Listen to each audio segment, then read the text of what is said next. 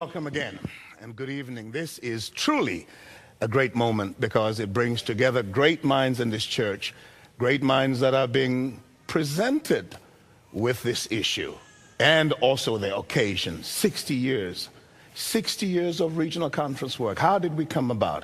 Why are we here? What is our purpose? And who better to tell us about that before we talk about who we have than our own president, Elder Willie Taylor. Thank you very much, Mark, and good afternoon, everyone. Good afternoon to the television and audience. We are very, very pleased that Southeastern Conference is able to bring such a distinguished group of individuals together on behalf of the 60th anniversary of regional conferences. Many individuals do not know very much about the inception and the contributions of regional conferences. And we thought that it would be a golden opportunity to just sit and chat with individuals, many of whom lived the experience, made the contributions that we stand on today, as well as those of us who can look back and gather in like a link in the chain to carry the banner forward. We're not here this afternoon to discuss whether or not we should or should not do anything, but we are here to say thank you, Jesus, for your leadership, for giving us committed and loyal members, and for helping us out in our evangelism thrust, and for just looking back on 60 golden years of development. And hopefully many of you will understand where we came from and why, and you can participate better in where we are going. Praise God. Thank you very much. They say that you don't know where you're going unless you know where you've come from. And I thought I would tell you who we have so that there is authority in what you hear. We'll start with our own president, Elder Willie Taylor, a product of Florida. And grown, bred, in fact, as a young man, he ran around these camp meeting grounds. And time has been good. The Lord has seen fit to place him in his place where he leads us now. Elder Taylor is the one who's made this moment possible, and I want to thank you in front of everybody else. Next, of course, is no stranger to those who understand good preaching. Those who know a man with conviction, those who know about a man who speaks his mind. Elder Joseph McCoy, until recently, was president of South Central Conference. Can I hear somebody say amen out there? And not only has he now done that, but he's moved on. And he is now director of the retirement program in the North American Division for regional conferences. And he will talk numbers. But before we get there, I want to tell you about somebody else who was also just recently a president of this time, Lake Region Conference. Dr. Norman Miles, before he became what he is now, meaning senior pastor at Hyde Park Church, was president of Lake Region Conference. He was also a professor at Andrews Theological Seminary, or shall we say the Seventh-day Theological Seminary at Andrews University. And in addition to that, he was adjunct professor at University of Michigan. So he understands a little bit about history. Besides, his PhD is in history. So he can tell us a few things about history. Now, do I even need to tell you about the next person? You know, those of you who were here today heard him preach. Now, come on now, you sound like you weren't even here. All right now. You know, I have a phrase that Dr. Charles D. Brooks uses. He says, sin is a progression of excesses. And he has these nice, informative, deeply meaningful witticisms that he sprinkles in all he says. He is not just a preacher, an evangelist. What's unique about him is that where most pastors are not quite evangelists, he has been able to marry evangelism and pastoring. A rarity. So that when he speaks, God is speaking. Now come on, y'all. There you go. There you go. Now you're looking at the gentleman sitting next to him and wondering, who is this? This is Mr. Milas Martin. Mr. Martin, in addition to many things he has done, he's a former journalist. He is also the former dean of men at Oakwood College. Now, wait a minute. I thought there'd be people from Oakwood here who might say amen. All right now. And this is the part that I like so much about it. Now, he is a man with his own opinions, strong opinions, but they are founded on fact. He has lived the struggle to get the church to do the things it needs to do. All right now.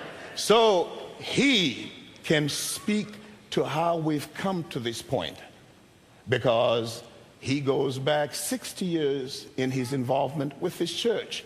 Amen. Involvement at the leadership level. So we are glad to have you, Brother Milas Martin.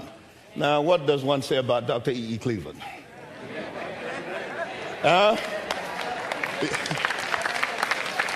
You know, there was a French existentialist who said, I am, therefore I am, and I'm using my own language.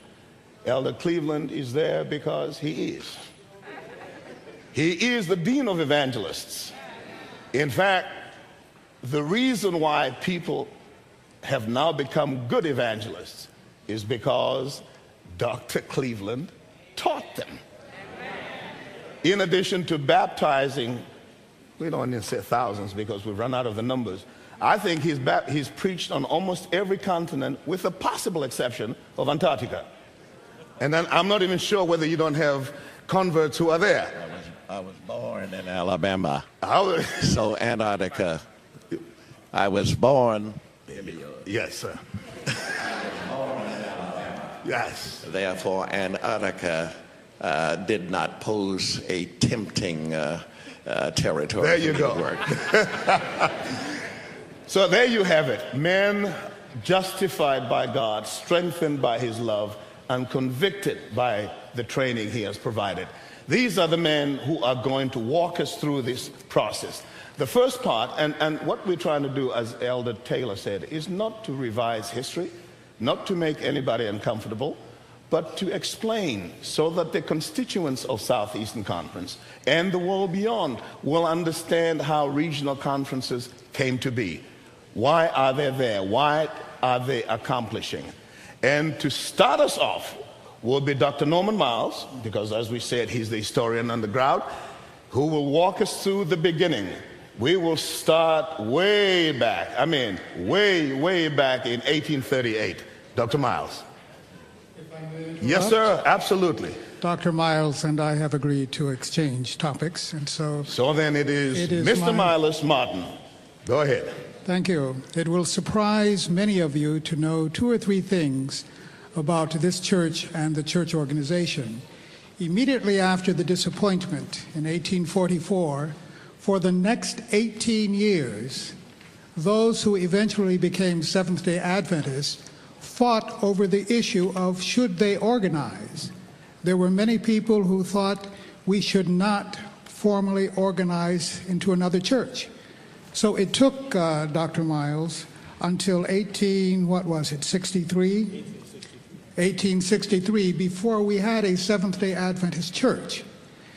But long before we had a Seventh-day Adventist church, there were black Americans who were in the Millerite movement and who were among the first Adventists. For example, in New England, there were black Americans who were part of the Millerite movement, and they, interestingly enough, were middle class.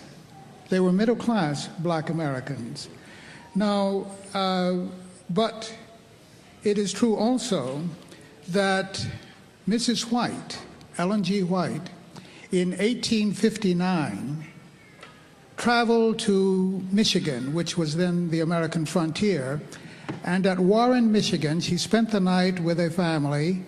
I believe they were the Harveys. I may be mistaken about that. But she several times had been a guest there.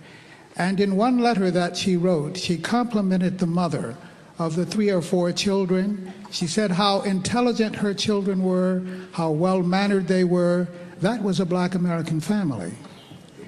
in the Adventist Church in the very beginning, because they had religious fervor and because they were small in number, they were welded together, so there were no distinctions made. I'd like you to know that as we begin. Now, will someone talk about J. Edson White? Will you, Dr. Mines? Sure, I'd be glad to. Before you do that, Yes. we have someone also talk about William Foy so that we kind of have a sense of what our involvement in the church was about. William Foy Who was he anyway? was a New England. He was a black.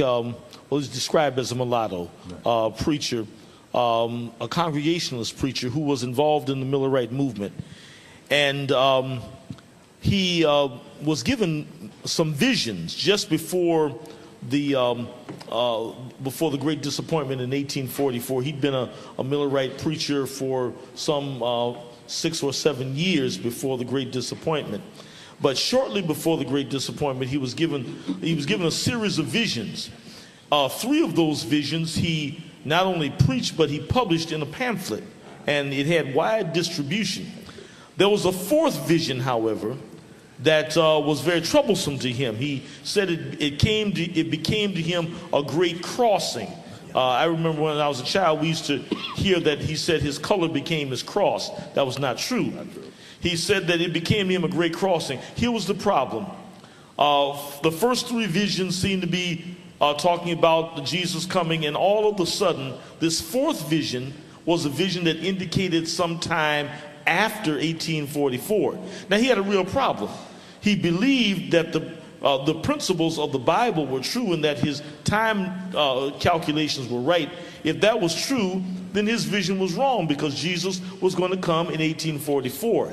However, if he believed that the visions were true, then he had a real problem. And he could not reconcile the difference between his visions and his Bible calculations. And so he did not preach nor publish the 4th vision. After the Great Disappointment in a meeting sometime later, Ellen White recited these same 3 visions and the 4th one.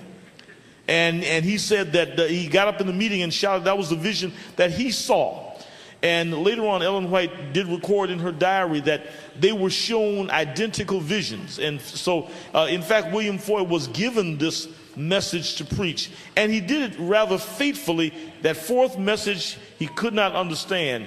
As a child, I was often made to feel that, well, you know, this poor black man, what would have happened if he had gone on and preached that faithfully?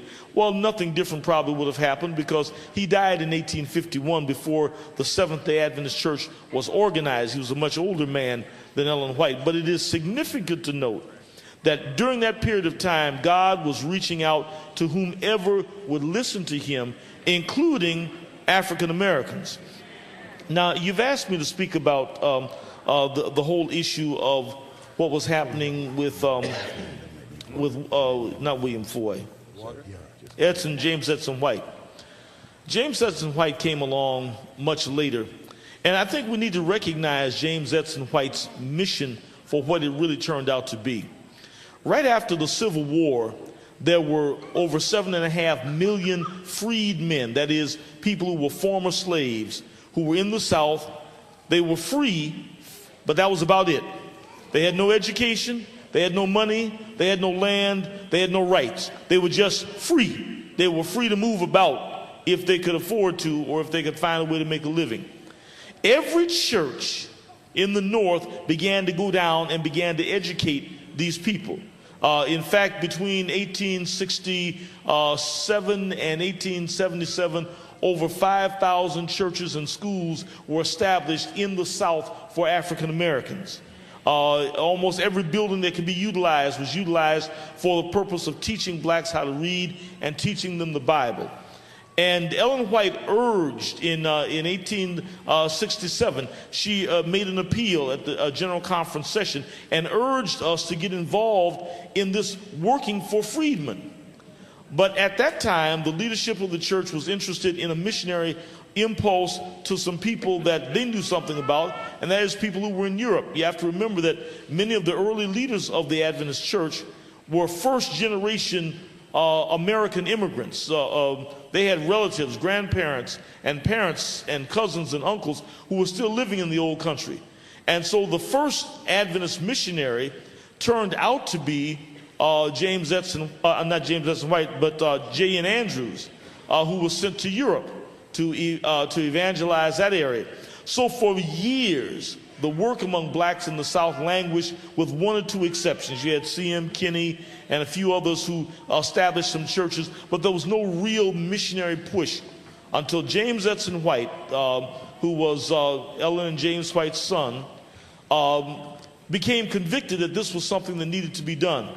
Had collected money, had a boat built called the Morning Star, floated it down the Mississippi River, and began to stop at ports of call in various Mississippi River towns and teach people the gospel, taught people how to read, taught them how to farm and how to plant crops that were... Now, this was significant, if I may interrupt, wasn't Yes. it?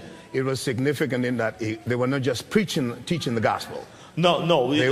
They were helping people to become self-sufficient. Exactly, and that's one of the things that got him in a lot of trouble down there. Yeah, and now, go ahead. I mean, I was wanting to get that point in. Sure.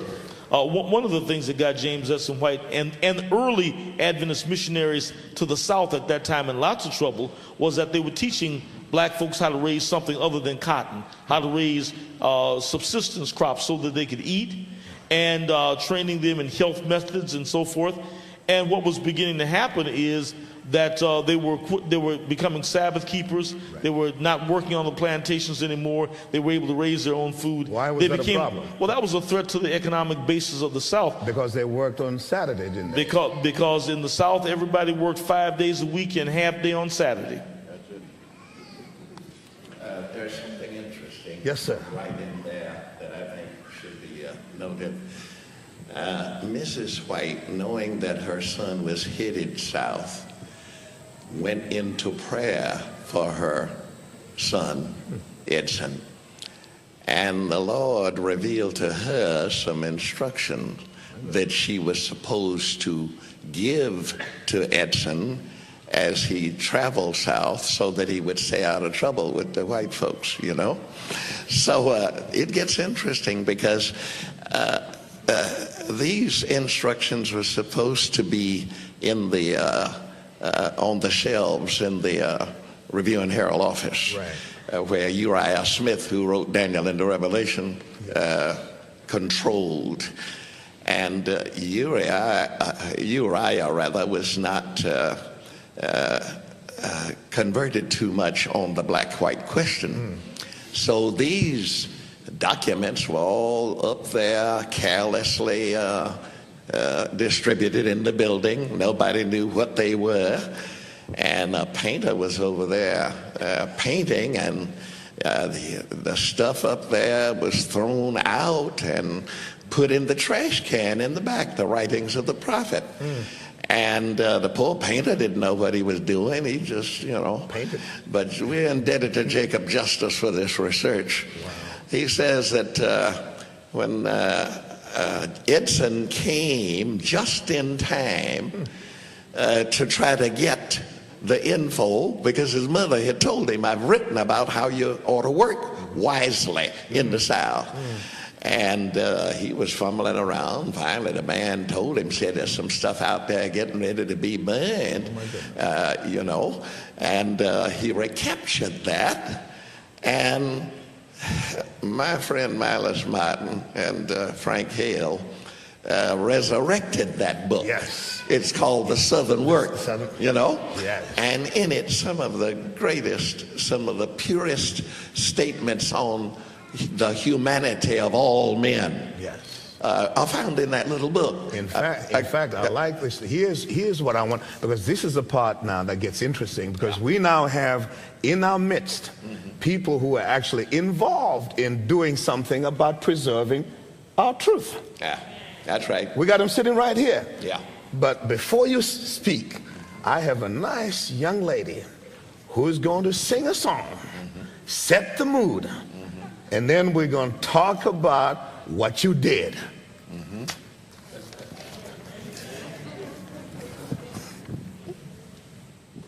And don't be too modest. This is Yukika Simo from Mount Pisgah. Please join me in saying amen to her. Amen. Good afternoon, all. Good afternoon, all. Good afternoon. I think you can do a little better than that. A little song that I'm going to share with you this evening entitled Nobody's Fault But Mine. I'm going to give you my rendition of it, a little shorter version, but just my perspective. So I may need your help. So if I say put your hands together, please don't be afraid to. Just listen to the words of the song and allow the Holy Spirit to convict your heart. It's nobody's fault but mine. Nobody's fault but mine. And if I die and my soul is lost, say that it's nobody's fault but mine. I've got a Bible, I can read it if I choose. I got a Bible, I can read it if I choose.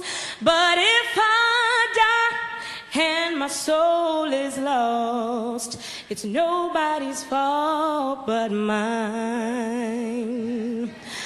I got to knees that I can pray if I choose. I got to knees that I can pray if I choose. But if I die and my soul is lost, say that it's nobody's fault but mine. Say that it's nobody's fault but mine. Put your hands together, help me sing it. Nobody's fault but mine. But if I die and my soul is lost, it's nobody's fault but mine. You got it. One more time. Hear me out. Nobody's fault but mine. Nobody's fault but mine. And if I die and my soul is lost, say that it's nobody's fault but mine. Amen. Amen. Ladies and gentlemen, Ellen G. White had some feelings on a very important topic. She wrote it out in longhand. She titled it Our Duty to the Colored People. And she read it to the General Conference Executive Committee in session when the Michigan Conference and the GC were meeting simultaneously. And I will tell you at another time about a man whose name was Robert Meade Kilgore.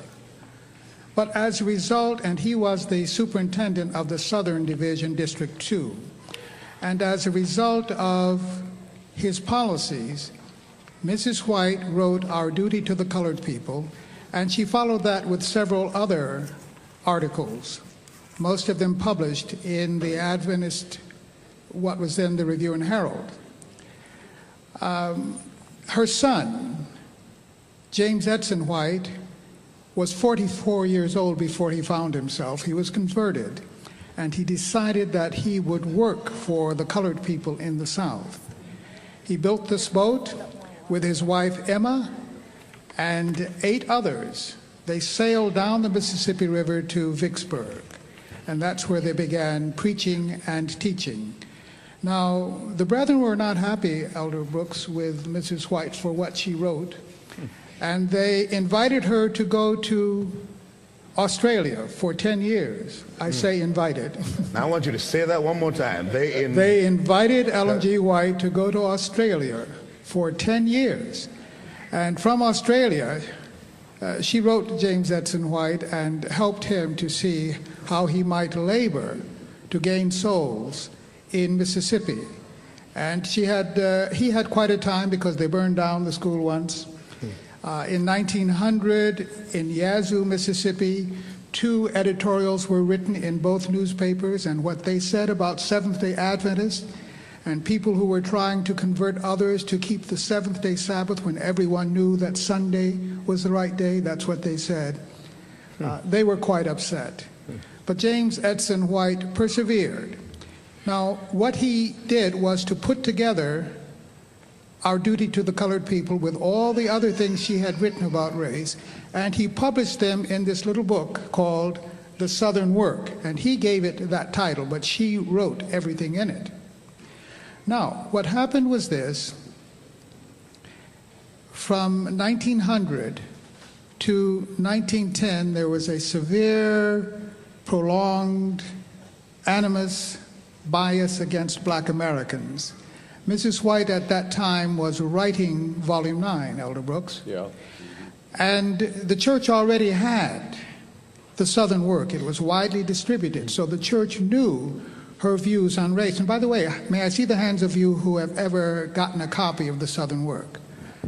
Many. Those of you who don't have it, you need to go to your Adventist bookstore and get it. But now the entire church understood that what she was saying in Volume 9 was to be understood in the context of what she'd written before. Absolutely. Now, because of that severe reaction against black people, Mrs. White finally said in Volume 9, until the Lord shows us a better way, it is best that the colored people have their own churches. But now it was an exigency. Yes. It was an expedient meant for a given time. Right. Everyone understood that, but some did not understand. You know the name Lottie Cornelia Blake, one of the first women Adventist physicians. She graduated from Battle Creek in 1902. Her aunt graduated. Her name was Kimbrough. They lived in Dr. Kellogg's house. They were students of Kellogg, and they were 2 of the first black American Adventist physicians. But now, what happened was this. Mrs. White did say that in Volume 9. Mrs. White died in what year, sir? 1915. The Southern Work was widely distributed all over the denomination, and it was printed at Oakwood College. But within 5 years, Elder Taylor, you could not find a copy of the Southern Work. And between 1920 and 1962, it was lost. It was so lost that the president of the General Conference in 1962 not only had not read it, he'd never heard of it. The book was not even listed in the index to her writings. And might I suggest that that was not an accident? Yeah. I said to Elder Theodore Karsich and Elder Neil Wilson, our mutual friend, when I put it all together, I called and I said, I'm coming down. And I walked into a meeting with those 2 men and I said, now we understand. You have deliberately taken this out of publication so that all of us would believe that Mrs. White's last word on matters racial was in Volume 9. That's right. The entire church believed that. I saw a copy of the Southern Work for the first time because Frank Hale, my great good friend, showed me a copy that had belonged to Elder Green. Now we need to say who Dr. Frank Hale is. He's the Yes, former president. he's a former president of Oakwood College. He's been provost and associate dean at Ohio State University. And he has secured more than $22 million in scholarships for black students for grad school to get their doctorates and masters. And a fair number of them have been Oakwood College students. Absolutely. He has been a great leader, a great lay leader in this church. Dr. Hale, on February 26, 1961, showed me his copy of Elder Green's copy of the Southern Work. He had gotten, Elder Green's wife had given it to him. I took that home. I sat up all night. I read it straight through 3 times. And I said to myself, this book must be republished. I made that a goal. The Layman's Leadership Conference, which Dr. Hale and I had formed, and he and I became co-chairman. We adopted that as one of our goals. And we did that simply because it was so necessary for the entire world to know what Mrs. White really said about race relations, not just in this church, but in this country. We asked the denomination to reprint it. The denomination said no. We continued to ask, and they continued to say no. I have a letter in my files, Elder McCoy. I didn't know it was there. It was from Mrs. White's grandson, Arthur White. And he is saying to me, wait, we're still studying this matter. I would suggest, Elder McCoy, that Elder Cleveland's letters, I have some of his, these are things that need to be preserved for our people in archives. I have some letters from F.D. Nickel that are still smoking.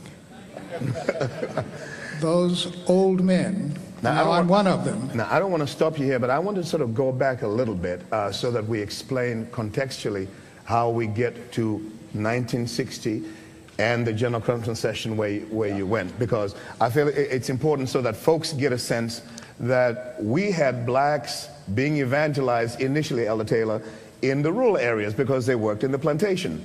Then what happened, Dr. Miles? Because they started going to urban areas, did they not? Exactly. You had, in this country, you had two large migratory movements, actually several, but you had one that began around 1900, between about 1890 and 1910, which W.E.B. Du Bois dubbed the migration of the talented tenth. It was a migration primarily of people who lived in southern cities. Usually these were better educated blacks, people who were teachers, people who had professions or skilled tradesmen who were moving from cities like Atlanta and Nashville and so forth to cities like New York, Detroit, Chicago. And then right around In fact, if I may interrupt, yes. Brother Martin's family hails from Alabama. So we have two Alabama boys right here.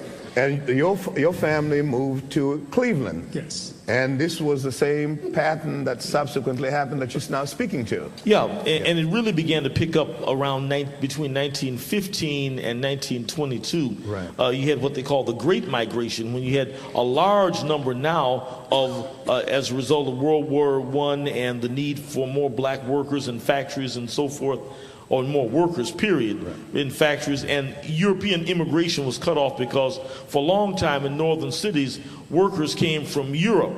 But when World War I began, no European immigration is coming over, but they still need factory output. In fact, it increases as the United States gets involved in the war. And so now you've got these calls for hundreds of thousands of black people who left the South from farms, plantations, everywhere, and came to cities like New York, Chicago, Detroit, Cleveland, you name it. And they usually followed the trunk lines, so that people from Florida and Georgia often went to New York, New Jersey, and those places. People from North Carolina sometimes often went to New York as well, and Washington, D.C., in those areas. A lot of people from Tennessee and Alabama went to Detroit and Cleveland. People from Louisiana and Mississippi usually went straight on up to Chicago. They usually followed the railroad lines. And now we had a unique challenge, because you had all these hundreds of thousands of black people coming into cities at one time. And these people needed to be evangelized. And in fact, almost one of the real things that happened as a result of the migration is that the churches that existed in cities, the Baptist and the Methodist churches and so forth, almost all of them exploded in growth overnight, just because you got all these people coming into cities. And it represented a real opportunity now for black people to be evangelized in a way that James Edson White could not, because he was dealing with people scattered out all over the South. Which brings us back to Mr. Martin now. Yes, well, because you got Elder there Brooks. when you were 4. Is it my understanding? Yes, that's true. Right. But now, Elder Brooks, you not only were at Oakwood College with me, you were a sophomore, 18, and I was a freshman, 17. I thought we were the same age. Oh, no. Oh, no. You're older, sir. He's lots older. He's 11 months older than I am.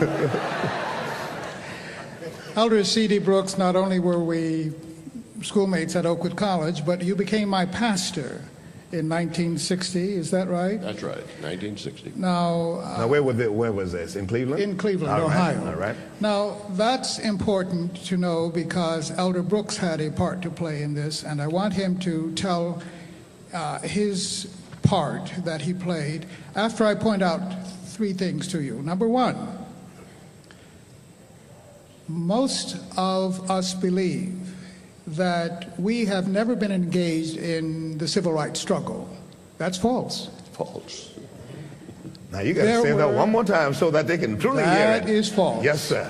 As a matter of fact, the first internal civil rights struggle in the Adventist Church involved Oakwood College when there was a strike. Jacob Justice tells about that too, Elder. And one of these days, we'll get Jacob Justice out in the shape that he deserves to have. But it was a strike that brought the first black president. Now, what is the strike about? Well, Oakwood was supposed to become a college, and the students said they were doing more manual labor than anything else. They said they were being trained to be servants. I'm getting a sense that we had other students who were there about the time. Well, let me give you some names. Yes. Oh, so you had two strikes. Oh, yes. Now, in the first strike, W.W. Fordham, Samuel Rashford, Monroe Burgess, Herman Murphy, Frank Bland, all of these became leading preachers and administrators in the church or leading laymen. But they were 16, 17, 18 years old when the first civil rights movement among black Adventists began at Oakwood College. Now, the second one, would you tell us about it, Elder McCoy, the second strike? Well, actually, there was an attempt to integrate the white church in Huntsville, Alabama. What year, sir? This is 1963 or 4, I'm not exactly sure. But back in those days, was it 64? And we were not interested in going to church there, but two of our teachers, just for a change of pace, decided to go down to worship at the church in the city, and they were turned away. Well, we wouldn't sit still for that because they offended two of our very nice teachers, and we descended on that church the next couple of weeks like a dark cloud to make sure that they understood that there was not a Seventh-day Adventist church on the planet into which we could not go. Now, what was happening in the country at that time? Well, this is the civil rights movement. There's a lot of demonstrations going on. Martin Luther King was in his heyday. Oakwood, of course, is in Alabama, and a lot of activity, rebellious activity, came out of your state and Elder Cleveland State. I just want everybody Selma to know. had happened. Yes. So we went down there, and there were some interesting reactions from the members who stopped us in the lobby of the church. And we began to sing spirituals. And the report came out of that congregation that we were singing rock and roll music in the lobby of the church.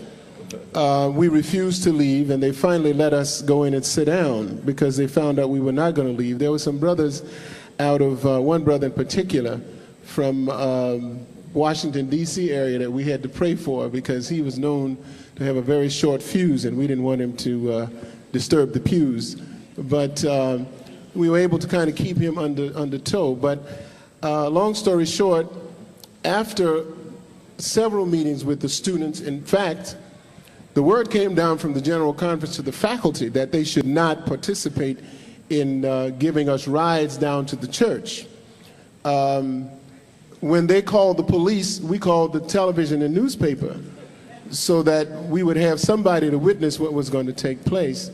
And finally, when they discovered that we were determined not to be turned away from that church, they agreed for us to have some conversation, dialogue as to how we could integrate the church. We let them know we were not interested in integrating the church. We just didn't want to be rebuffed when any of our people, students or faculty, decided to go down. We had problems when the word came down from General Conference not to ferry the students down to the church. Well, some of us were, how shall I say, knowledgeable enough to know that there was an NAACP in the city. And they sent cars out to the campus for us, which were better than the faculty members' cars, and took us down to the church to make sure that the members understood that they couldn't keep us out of that church. Now, Elder McCoy, let's fast forward just a bit. At Andrews University, you and Alvin Kibble were there, and one night something happened. I ask Elder McCoy to tell you this simply because this is the point we wish to make. We've come a long way in this country, but it has been, what are the words? Stony the road we trod. Bitter the chastening rod. It was not different in the church from what was happening in the larger society. It was not different.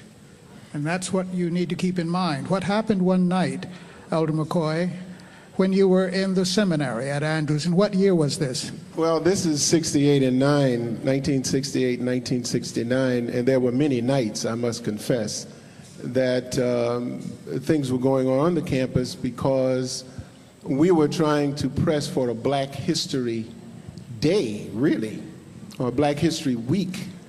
And there was resistance on the part of the university to our having it. And we insisted that that should happen. There were some Confederate flags in the dormitories, and there was a cross burned on the campus at Andrews. And can you imagine this? You wake up in the middle of the night and here is a huge fiery cross. And it was right behind the girls' dormitory, as I understand. Correct. And of course, some of the being ministerial students, some of us wanted to go and stand around the burning cross and pray. I was not interested in going to stand around the cross to pray. Somebody said prayer is all right at prayer meeting. It's not worth much at bear meeting. So it's a slow group in here. But we were determined that we were going to have the Black History celebration. And finally, the faculty relented and asked us, what shall we do? There was another incident that took place there. We had Louis Lomax to come out of Los Angeles, who had a television program in Los Angeles, and he actually did light the fire that caused a reaction from the larger community about Black history commemorative events. Now, I want to get us back again so that, because I like where we're going, and I get the sense here that there are strands of experiences about the effect the civil rights movement had. What we're trying to show, Mark. I want to hear first from somebody like Willie Taylor, and then I want to hear from Elder Cleveland. But before we do that, I want to go back to music because I want to get this thing in context. What we're trying to do, you said? Oh? I thought we were discussing the Southern work. Yes. Have you left that? No, we have not, and that's why I want to get back to that, because I think we are now in the civil rights period. I kind of want to get back to the Southern work so that contextually people will understand how the regional conferences came about. We have to, if you just bear with me for a second, we need to get this in context so that we do that. But before we do that, I'm asking Kimberly Skinner from Mount Calvary Seventh-day Adventist Church to come and bless us with a song, and we can get ourselves together again and then deal with this issue, because I think it's paramount to the issue. And I seriously think we haven't heard from the man from Alabama who has an experience to tell that we haven't heard from. We serve a worthy God, right? Yeah. Amen. He's due all our praise. Hallelujah.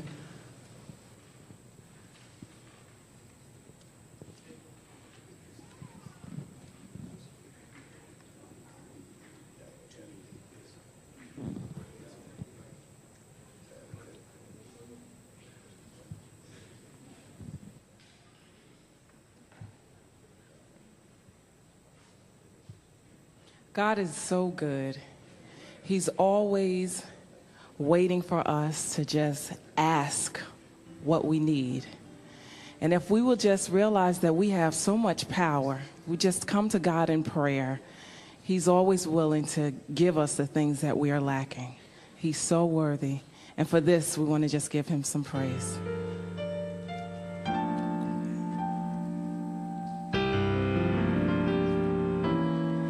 So many wonderful blessings and so many open doors, a brand new mercy along with each new day.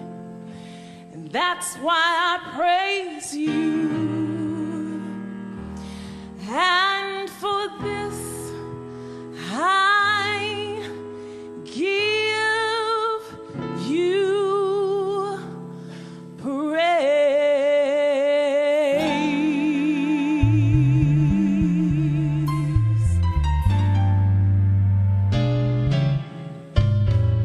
For waking me up this morning, for starting me on my way.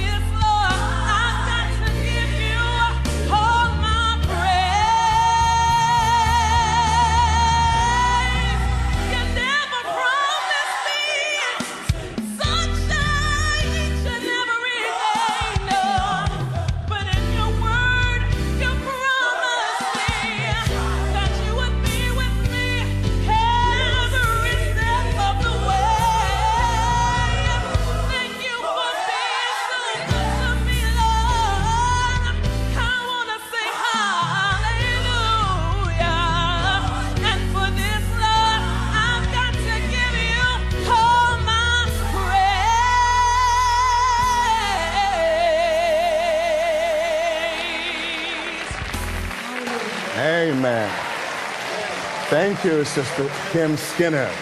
Mr. August, we've Thank you not so yet much. heard from Elder Brooks. Let me just get back to the context. Here's what I want to make sure we are all on the same page. We started by talking about where the process started. Then we started to talk about the movement of people into the urban areas. Remember now, what we're trying to explain is how regional conferences came about. We have to explain the process and the tensions that happened when people got into these urban areas so that people will know what caused the need for the regional conferences. So, having said that, let me say this. I want to hear from Elder Cleveland so that I get perspectives from everybody, and then Elder Brooks, because I want to get a sense here about what the challenges were for the people who got into these urban areas, areas that had not been evangelized, people who didn't have a relationship with God, at least as we wanted them to have it, and how the Seventh-day Adventist Church went about or failed to meet that challenge. Elder Brooks. Yes, sir. You caught me by surprise. I apologize. Yeah, it's all right.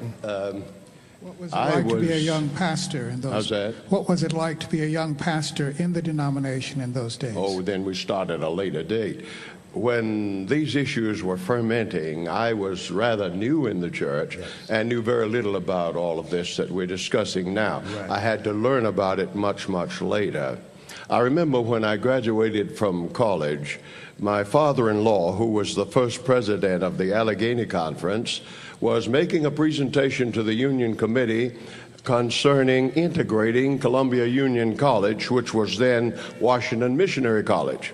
He'd gone to a great deal of trouble getting graphs and artistic things made, and he told us about his plans and the presentation.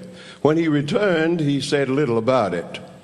And I went one day to his office and knocked on the door, and I wanted to know what was the result of the presentation, and he simply said under his breath, "They turned us down." I admit to you that I got terribly exercised about it. Perhaps enthusiastically, I objected to what I was hearing and suggested to him, this great leader, that we don't need these folk. Maybe we ought to pull out and do something on our own. And I wanted to tell this.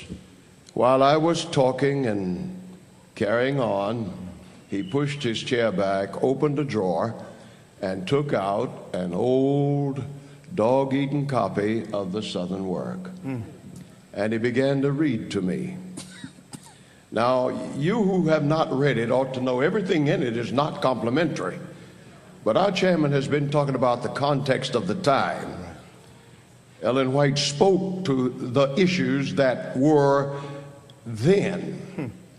And yet she spoke to moral principles which are now. And as he read this to me, I'll be honest with you, folk, it was as though heaven opened and light came down. I said to him, "Sir, what is that you're reading?" And he showed me. "Who wrote it?" And he showed me. "Where has it been?" He said, "They stopped publishing it." And then he leaned back in his chair and he said, "Son, I want to tell you two things." Folks, I want to tell you two things. Just what he told me. He said there are two things. Number one, the message we've been called to preach is the truth. He said, now don't you ever forget that. You notice I haven't forgotten. Secondly, he said, this is the true church. In it, we've got racists and liars and adulterers and all kinds of people, but this is the true church. And don't you ever forget it. I thank God for that. Mr. Martin was about to talk about a little part I played in getting the Southern Work redone. He and Frank Hale did the big work, but he had everybody nervous in Washington, and by this time I am associate leader of the Human Relations Department of the Columbia Union, and we had a meeting coming up, and I got in touch with my friend and said, I want to come to visit you in New York. And I didn't tell him why, and so we got there, and to be honest with you, we just had a good time. And when I was getting ready to go, I said to him, we're having a meeting on Tuesday of the Human Relations Department, and I'm the chairman. And I want you to write me a letter, the toughest letter you ever wrote before. And I want you to outline the things that you and the group will need in order to meet the next General Conference session in peace. He said, I'll do it. On Monday, I got that letter. On Tuesday, I walked into the committee, and with feigned concern, I said, brethren, I just heard from Milas Martin. And I got everybody's attention. He said, and I said, wait a minute, the letter's in my pocket. You want me to read it? Why, yes. And I took it out and I read it slowly and with much emphasis. When I finished reading it, someone said to me, does Elder Wilson have a copy of this? I said, do you think he should have? Why, yes. The copy was already addressed, by the way. And then they said, Elder Figueroa, the president of the General Conference, should have it. You think so? And we sent it. We sent one to Elder Cleveland. All of these letters were made. On Thursday, I got a call from the president of the Columbia Union. He said, Charles, get in touch with Martin. Tell him the president is enthusiastic about having the Southern Work republished. In fact, he acts like it was his own idea. Mr. Martin and I have concluded, charitably, that our president had not read the Southern Work because his attitude changed. It was very apparent. And I began to wonder what's come over him. And when he retired, we were driving up the hill to the college at Pacific Union College, and he was in his yard, and we stopped just to say hello. What a warm man he was. It'll happen to you when you read what inspiration has to say about the brotherhood of man. And when you dare to believe it, you overcome your problems. Reverse discrimination is as bad as the other kind. What we've been trying to do up here, what our brethren have been trying to do, is show that we have always been a part of this church and we're not going anywhere. We are here to stay.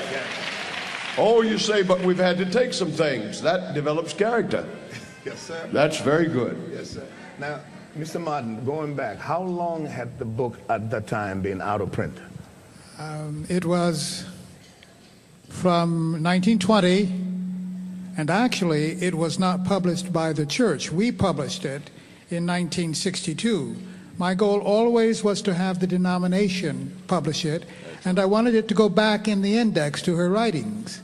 That did not happen until 1966, and I must be honest with you.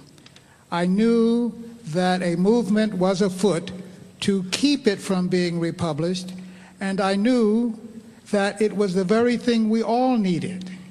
We all needed it.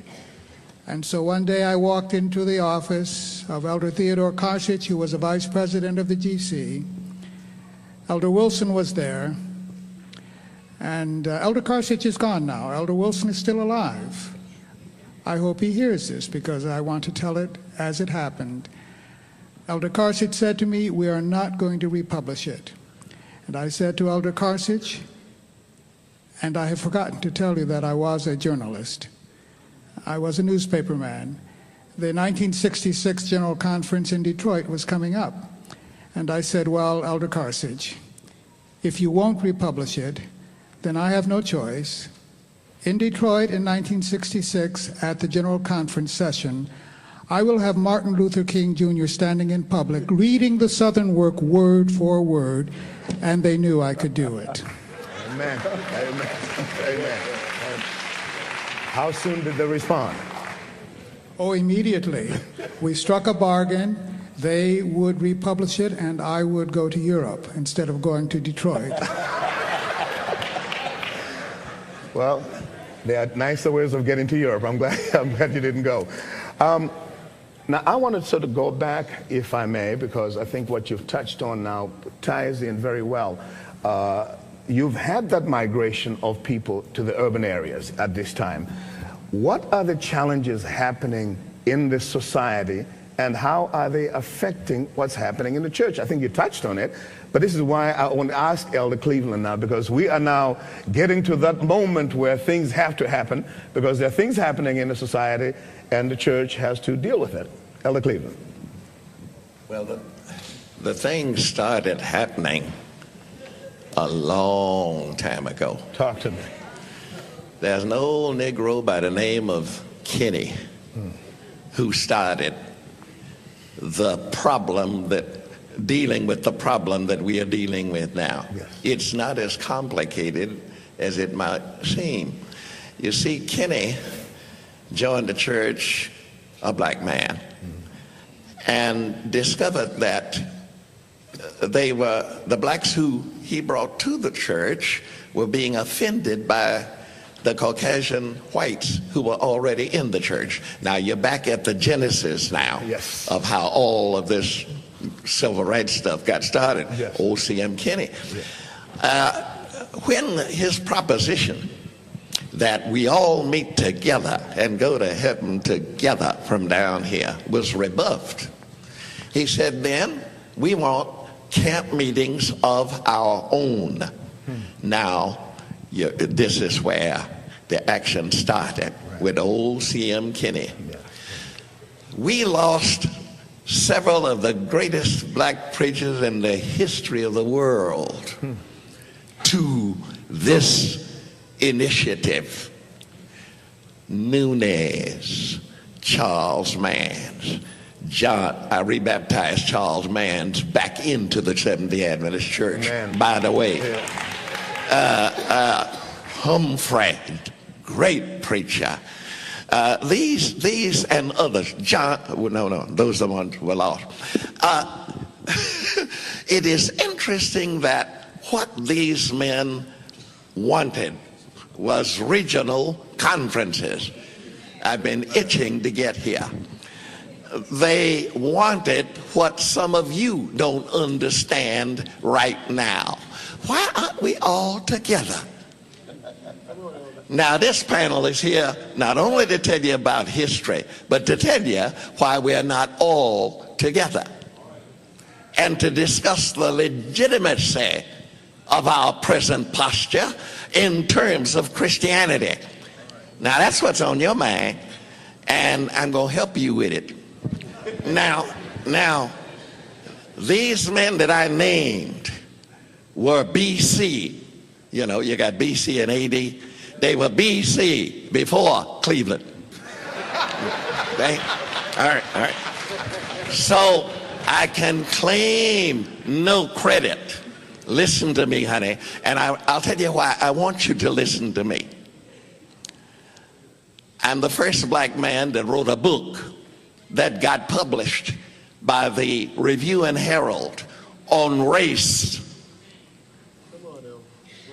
It was called The Middle Wall.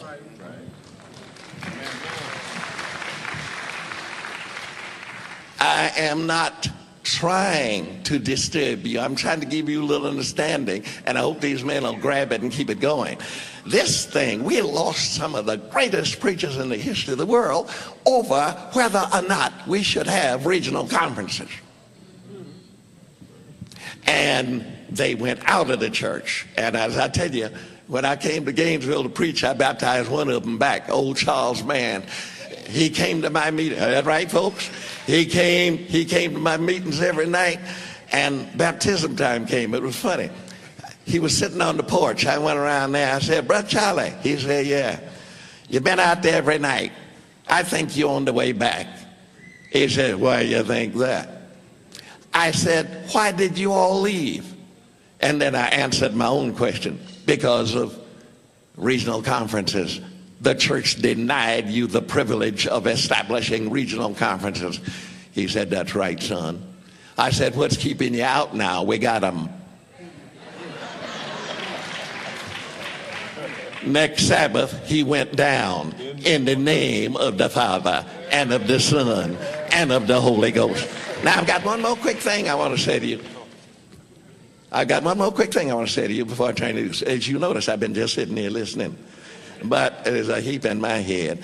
Let me tell you that when regional conferences were established, Fordham, Wagner, Bland,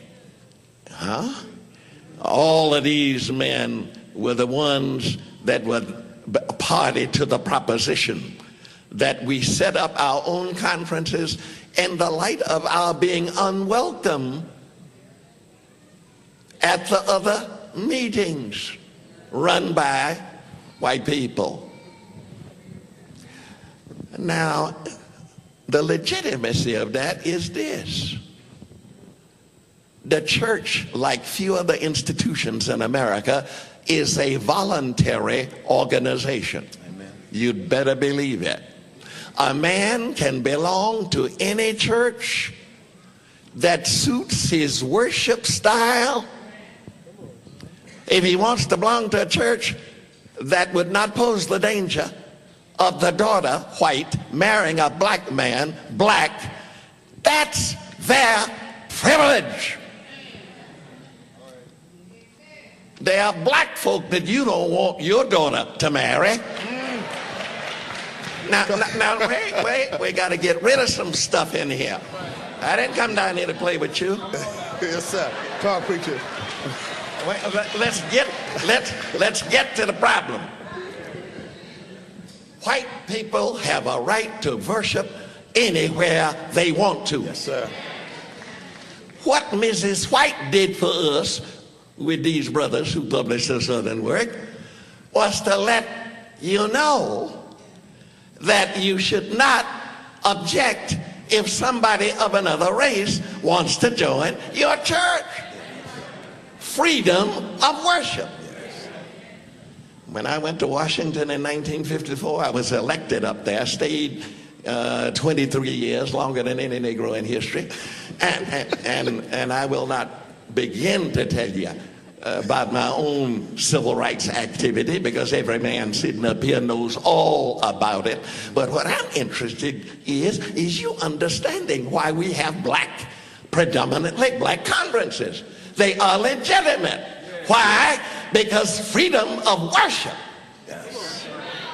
is a Christian privilege. And you can go to any, look, if you want to go worship with the Hispanics and you don't even understand Spanish, go! But be sure they are worshiping on the Sabbath. Yeah. And they don't yog me, and they get rid of certain adornments. Now, I want that in the record. Now, I'm going to shut up again, but I will be back. We organized these conferences in 44. My legitimacy lies in the fact that I worked for 3 years under white administrator. I am the only Negro sitting up here that did. When you ask me about regional conferences, I'm talking about heaven compared with purgatory. The 3 years that I was under the white conferences, we had one black man in the organization who was without power. And he spent most of his time checking on us and reporting on us to the white folks. It was the condition of his staying there. Did you hear me? The next time you get to fussing about your president and these black presidents, call me. Wait, I look, I haven't said a word in a long time, so you stay out of my way. Come on, folks, you're killing time. You're killing time. You need to learn something. I lived for 3 years under the system. I operated in only holy tents. You heard of the Holiness Church? I was, and all of the evangelists, John G. Thomas, John Green, these old timers, J.H. Lawrence. These are the Negroes that suffered under that system where we only got hand-me-downs to run evangelistic meetings in. I put it like this: all of my tents were holy.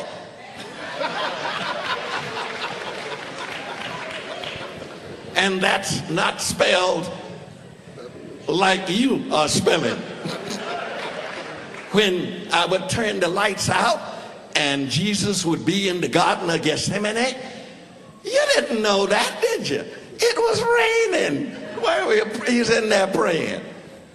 That's what it looked like, because the rain was coming into my tent and it would go down past the stereopticon that showed the pictures, and the raindrops fell on the pictures on the screen. Honey, it was holy. The first new tent I got was under a black president. I got brand new chairs, brand new equipment. Emancipation, honey. And it ain't funny. We were even paid a dual salary system. A white man got more money per month than a black man got. And you got the nerve to want to get rid of regional conferences? We ain't going back. I tell you, like Ralph Abernathy said, we ain't going back. Now, I'm going to shut up after this, and I'm going to be a good boy like I've been all, and just sit up here and look sanctified. And holy. And holy. Let me close with where I was last Sabbath. I was sitting at a table where there were some of my friends who had immigrated to America from the Caribbean, the island nations of the Caribbean, of the South Atlantic, and the nations of the Caribbean, and black like me, who couldn't understand these colored conferences. Now, they made a mistake. The problem is they were talking to me. No, you don't know what I mean. Shut up and listen. I have been everywhere. So I had been all through the Caribbean, where they speak real English as compared with some of our English, and I'd worshiped with everybody, and these people made the mistake of saying, we don't understand. Why we aren't all together in the same, under the same roof? Where I came from, I don't know what segregation is. What they said after this Negro. I took their appetite. I said, you forget to whom you are speaking. I spent so much time down in the South Atlantic and in South America. Let me tell you what you had. The truth was brought down there by white people, so you can't hate white. Now hold it, don't clap, don't do nothing. Let me have my way, and I'm going to shut up and be a good boy like I've been while these brothers were taking me through history. Let me tell you something. I said, when I went to Trinidad, Port of Spain, there was a white man by the name of Fulfer, a German, who was in charge of the work. White missionaries controlled all of the affairs of everything south of America for years. But that year, the people in Trinidad elected Ralph Thompson as the president of the Caribbean Union. And he be black like me. Wait a minute. They kicked Fulfer out, and he landed, the German, and he landed in Haiti. Come on, why did it get so quiet in here? We got some Haitians and some other wonderful people in there. I'm going to teach you a lesson. You come up here and see black men controlling conferences. Oh, why don't we have? We don't have anything that you don't have. Every white every white executive south of Miami is gone. The only people you've got down, and don't mess with Willie and them, because they don't know. They just learning. I know us. You ran them all out. And the only people operating in Jamaica, in Grenada, in St. Lucia, in Haiti are professionals. I got to help you. They are professionals. And you come up here and wonder, why do we have to have regional conferences? Why are we all together? The whole thing is regional down there. Yes, sir. See, now you can fool Willie. You can fool your president. Let me say it like I'm saying it, because I'm trying to help you, son. You ought to know what I'm doing. So shut up and listen. Now you come up here. I don't know. Why are we segregated? The whole outfit down south is black. And in Mexico, the Hispanics are running their own work.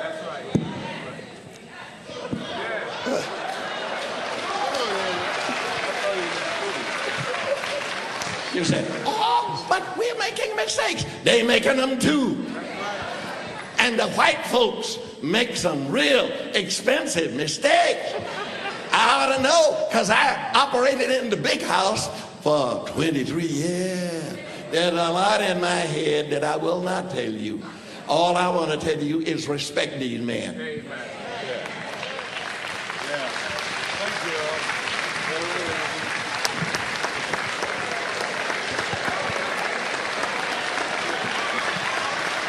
You'll hear from me again before I'm through. Milas.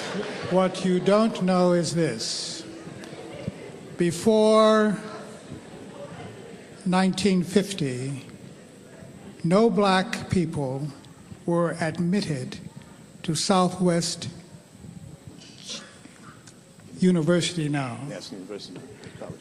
No black Americans were admitted to what is today Southern University. There were no black Americans admitted to what is today Columbia Union College. And all of the others that did admit black Americans had a quota.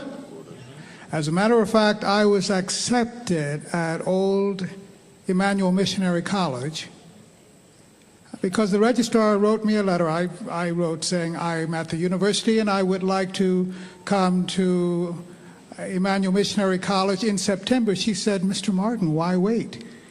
Come in January, just fill out this application blank. I filled it out. It required a picture. They accepted me. They accepted me thinking I was white because of the grades. When the picture arrived, they saw that I was anything but white, and they refused to admit me. Now, I can tell you, we all can tell you stories, but the simple fact of the matter is this. We've got a long way, we've come a long way in this society, but we've come from a lot. Stony the road we trod. And I can tell you, not many Adventists know the name Billie Holiday, but she said something very wise.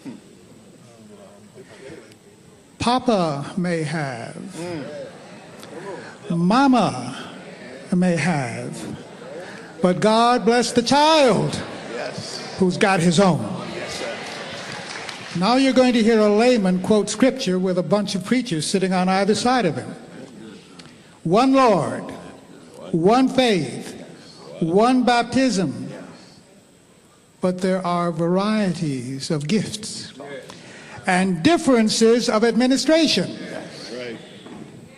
So there's nothing wrong with different local conferences, and regional conferences are simply local conferences that are black administered.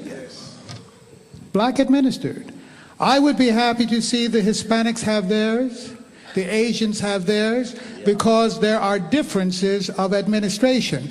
And you know what happens when you let a little group get their own? They start winning souls. They start winning souls, and Koreans have been joining regional conferences simply because, and they would leave the other conferences and join regional conferences because they know that regional conferences have one goal above all others: evangelism. And the major part of the budget goes for evangelism. I am thinking of one church in one local conference. They're a wealthy church, 3,200 members, and 5 years ago their church budget for the church alone was $500,000. And they had an appropriation for evangelism. Guess how much it was? $1,500. Out of $500,000, $1,500 for evangelism. We believe in evangelism. That is one difference.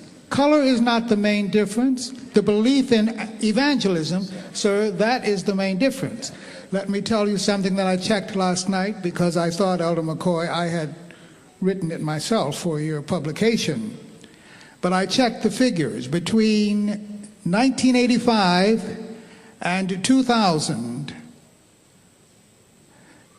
the 9 regional conferences gave in tithes and offerings to the world church $1 billion with a B.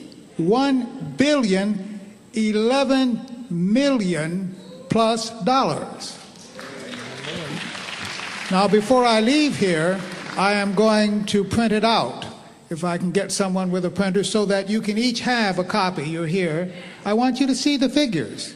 As a matter of fact, that figure, as it stands, is only exceeded by the North American Division itself. In other words, regional conferences in their financial contributions to this church are exceeded only by the North American Division, of which they are an essential part. Let me just say, because you gave a period of time. Yes, sir. But over like last year, if you look at just the records from recent years, in one single year, the North American Vision will have like $703 billion. The regional conferences goal, their tithe was almost $150 million for the 1 year, for that same period. And that means that out of all divisions around the world, the regional conferences give more to this church than any other division except the North American Division. And on the issue of support, because I think this is a critical issue so that people understand what the role of regional conferences has been. Elder McCoy. Yeah, and we did a study just a couple of years ago, and I'm sure it is still true, that the percentage of the tithe that comes from regional conferences that go to the General Conference was equal to the amount of money that the General Conference used to send to support the World Field. So that the percentage of tithe that came from our conferences was great enough to support what the General Conference gives to the rest of the world. And in addition to that, of course, before Dr. Miles speaks, they are the missionaries we send out. They are the support systems that this church, meaning the regional conferences, provide. Dr. Miles, did you have a point? And I just want to tie in with what Brother Martin and Elder Cleveland have said. One of the things, one of the geniuses of the regional conferences is the fact that regional conferences have been the greatest missionary impulse to the urban communities of North America. We're, in fact, the only folks who are in the cities winning people right now. There is no state conference that has a significant ministerial presence in the large cities. Regional conferences today are the only people in the big cities of our country reaching people. If you come to the city of Chicago, where I live, and I share that city with the Illinois Conference. And there is no Illinois Conference church of any size within the city limits of Chicago, save one, and it is mostly Filipino and Hispanic. The only large church in the Chicago area is out in Hinsdale, which is a very wealthy suburb, and we have a hospital there. But the Lake Region Conference has about 12 churches, some of them very sizable, in the city of Chicago. The same is true in the Allegheny East Conference. The same is true in Northeastern Conference. The fact of the matter is regional conferences represent the church's reach to city people. And that is why we're not only winning black people, but when I became president of Lake Region Conference in 1995, we had 4 Hispanic churches. We now have 25 Hispanic churches within our conference. When I became president, we had no Korean churches. We now have 3. We had no African churches. We now have 4, I'm sorry. And so what's happening is many of these groups, most of which are in large urban areas, are gravitating to regional conferences because, as Brother Martin has said, regional conferences believe in evangelism, and number 2, because we have always been interested in working where the people are, while our other brethren in state conferences are much more interested in working in small towns, in small communities, or around institutions. Our major churches are in cities. The major churches of our other conference brethren are around hospitals or schools. Institutions. Dr. Brooks. I think it's important to add this. We're hearing about progress, and a date was given, 1985, I believe. We need to understand that the legitimacy of the Black or Regional Conference in terms of progress didn't begin then. I remember studying this out a long time ago. In 20 years after the conferences were allowed, in 20 years, we had quadrupled our funds, quadrupled our membership, and quadrupled our ministerial worker force. That spells success. Yes, sir. You don't kill a thing that's working. Yes, sir.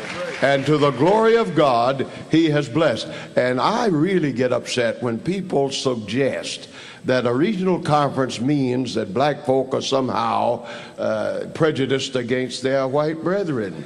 That isn't so. The Lord's servant told us to work for our own people, and I like that. And that's what we do. But we come together at the main table, and we have a seat there now because of these figures you're hearing up here. I remember meeting one of our great leaders in the park one day. We were walking, my wife and I were going, and he and his wife, and we stopped to chat.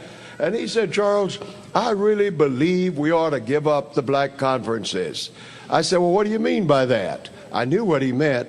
He meant that all of our presidents should resign and turn administration over to a Caucasian conference. I said, "I'll tell you what I'll do. I'll go along with you if you will put Chesapeake in the hands of Alvin Kibble and the Allegheny East Conference." Yes, sir. And if you go down south and you take Alabama, Mississippi and turn it over to Joe McCoy and the people down there, that ended the conversation. This business of integration, the way they explain it, is not integration at all. It's annihilation of our impetus as a people in this church. Yes. Ellen McCoy. If I may. Yes. I've grown up Seventh Day. Yes. My mother, my grandmother, Seventh Day. And I'm offended when somebody comes up to me and try to use regional conferences as a symbol of segregation. Right.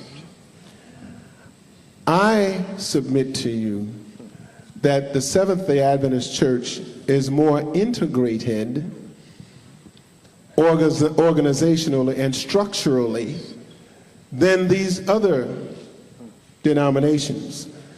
There are predominantly black Baptist organizations, not predominantly, exclusively Methodists, And I could go on. When you come to the Seventh-day Adventist Church, regional conferences are local conferences. All local conferences belong to a union, and all unions belong to a division of the General Conference. All of our conferences belong to a union and a division of the General Conference, so there is no difference. When the Southern Union meets, we're all there. All black of us are there, all of us. The whites and the blacks are there for a union meeting. When the North American Division meets, we are all there. We are not trying to find a way to work together, as are the Southern Baptists and the National Baptists. They're trying to find a way to work together. We already work together because we already belong to the same church, organizationally, structurally. Now, are you going to and you're going to find a predominant something anywhere in the world. So the fact that regional conferences exist is not a symbol of segregation. I think it is a signal of agenda. Amen. I'm going to join Elder Cleveland in a few moments. He's been very silent. I'm going to be silent too. But I'd like to do two things. It's a temporary silence. I understand that. I well understand that. I'd like you to understand something. I was in New York as a newspaper reporter. For one of the 7 papers there, I was with a very great newspaper. In the 1960s, I covered the Astors, the Vanderbilts, the Whitneys, Robert Kennedy, all of the celebrities of that day I covered. But I learned something when the civil rights movement started. We had a great debate in the city room there, Elder Brooks. What word were we going to use to explain what the civil rights movement was about? Now, I contended that the civil rights movement was about desegregation, and that there is a difference between desegregation and integration. Desegregation simply means that you as a citizen have the right to go wherever you want, be there like anyone else, and you also have the responsibilities that are carried by citizens. As it has worked out, integration has meant a very delicate balance. A few of you here, some of you there, but not too many of you anywhere. That's the way it has worked out. That's right. And we see that in our own organization. Remember, a few of you here, some of you there, but not too many of you anywhere. That is integration. And that's the way it has worked out. Now, I'd like to read something because we're starting the first of a series here tonight. Is that right, Elder? We're going to have panels. We're going to have conversations. We're going to explain to you the church organization. Many of you think the church manual governs the church. There is an 800-page something called what? Working policy, General Conference working policy. You need to understand how the church is governed. We're going to talk about the organization. You know the belief system, but you need to understand how the organization works. And let me tell you, the first lesson is that without structure, meaning without a local conference structure, you have no voice. You have no decision-making ability. What we have, some of us who are as old as Elder Brooks, are determined that we're not going to give it up because it took us too long to get it. And we remember how it was before.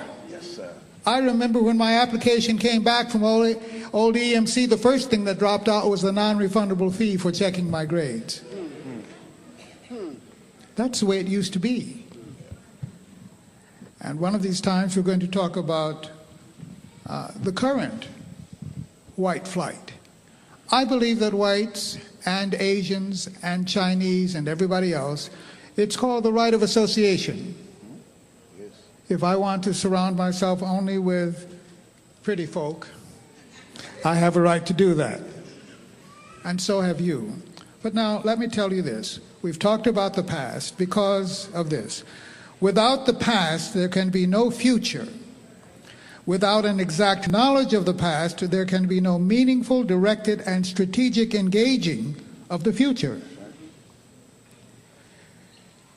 The NAD regional conferences have a mission such as every other conference in the North American Division, but we have an added mission, Dr. Miles. The regional conferences engage both in the gospel ministry and in the great unfinished social task, that of lifting all black Americans from second-class status into the full responsibilities and privileges of participatory American citizenship. That's our task. Just because some of us have made it, that does not mean that we forget those who have not made it. In fact, on that point, I want to get back because this is now going to be the next point. What is the challenge for the next 10, 15 years if the Lord delays his return? But before we do that, we have Nolette Leda Hutton, who is going to come and sing us into this next and hopefully last segment. We have two silent ones here. Not for long.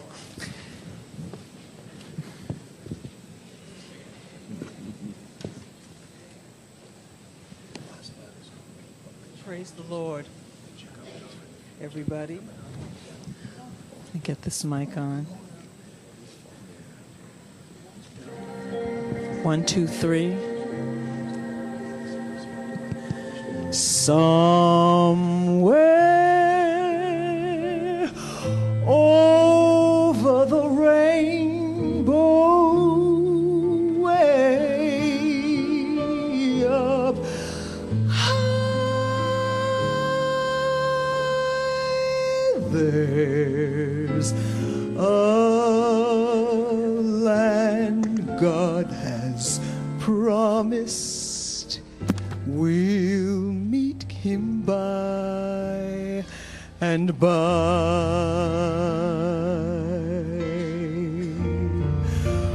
When the morning comes,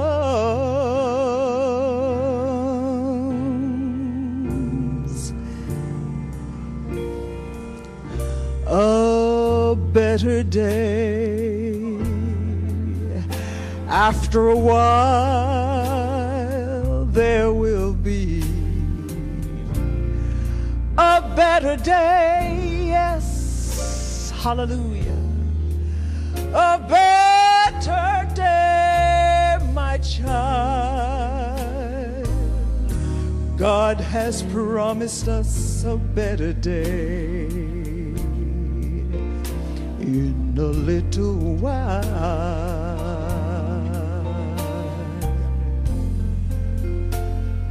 I will trade all my sorrows in for a lifetime of smiles. And Elder Cleaver, I'll forget how hard it's been to run these last few miles. And when Jesus says to me, welcome home, my child, all the bitter heartaches, they'll surely be worthwhile. A better day. After a while, there will be a better day, yes. A better day, my child. God has promised us a better day in a little while.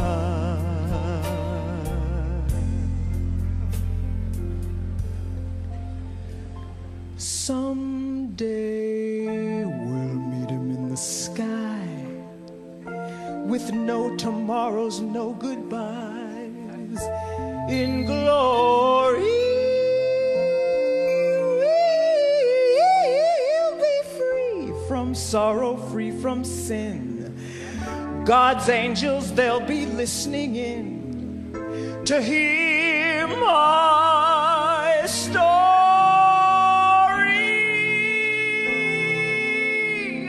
A better day through all. There's gonna be a better day. A better day, my child. God has promised us a better day. So hold on, don't you give up now. God has promised you and I a better day. Ooh, child. There will be a better day after a while.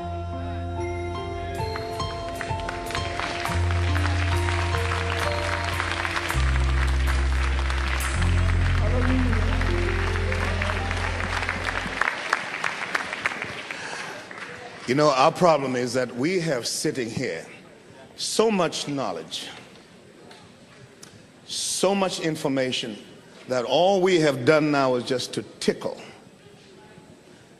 Elder Taylor, you have to promise to do this again. By all means, Southeastern, would you like to continue this, Doc? Mark, The boss. Yes, El.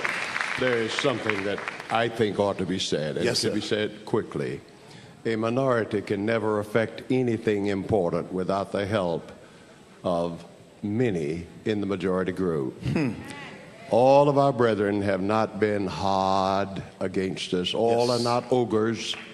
As a matter of fact, there's one that comes to my mind because of personal experience, Yes. who exemplary, and that was Elder Neil C. Wilson. Yes, sir. I have never met any man quite like him. He was aggressive. He insisted.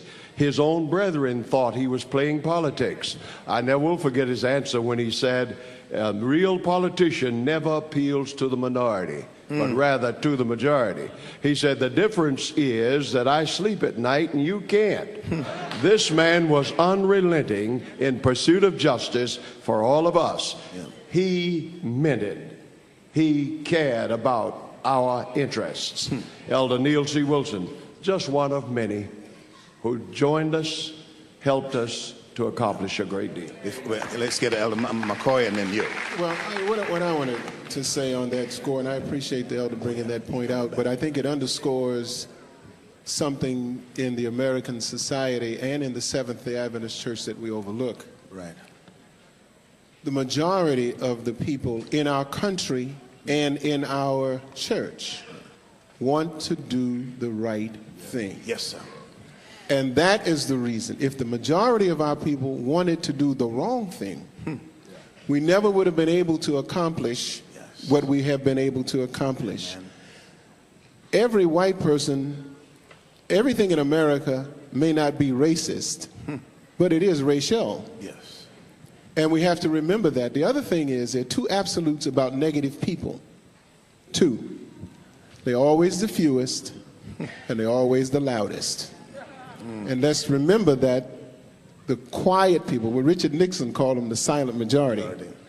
I hate to quote Richard Nixon, but he did say it. He went after the silent majority.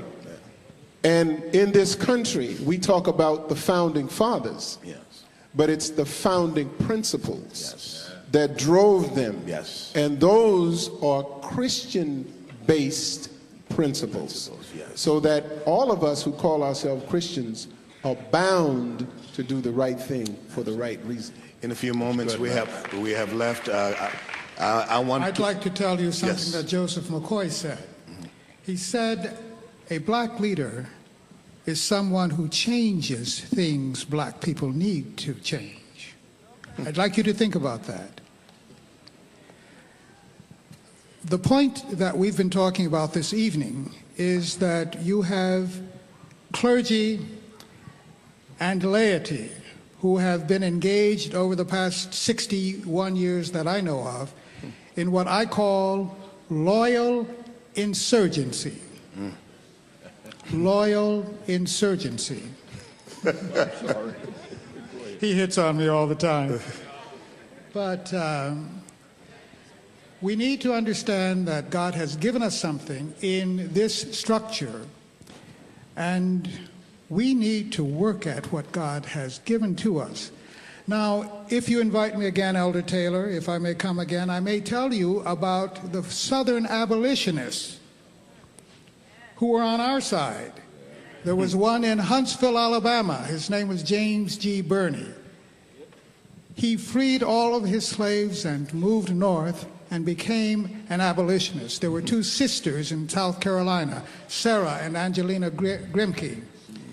You don't know who your friends have been. Yes. If I come back, I'll tell you who they were, and I'll tell you who they weren't.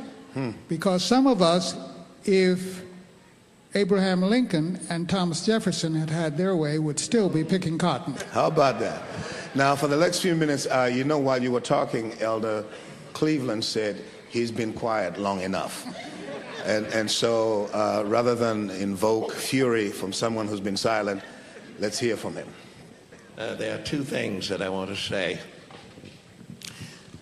Civil rights operators within the Adventist Church and outside have been accused of hatred. That hatred is the motivational force. You just don't like white people. If you protest their policies, I got news for you. I was put into the Seventh-day Adventist Church, and I'm going to tell you this because you need to know, as the churches experiment in departmental integration. I was the Jackie Robinson. There was not a black person in a department of the General Conference. No, not one. When they shoved me in there, nobody knew what my duties were, either the shovers or the shovee. So I bring a perspective to this discussion that nobody else can bring. I was on my own and alone. The first day in office, I decided to go down to talk to my department head as to what my responsibilities were. I see you leaning forward, so I knew you would be interested in this.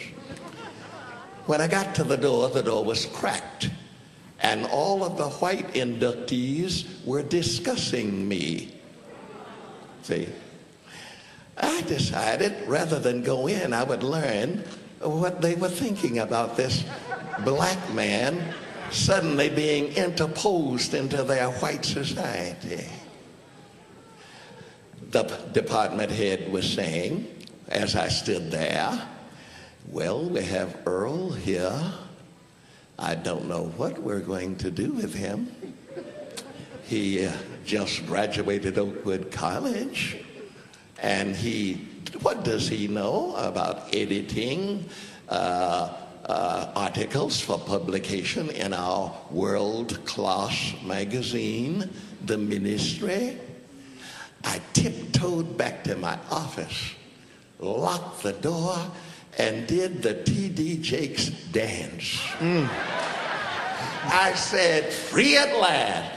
They don't know what to do with me, and for the next 23 years, I did my own thing.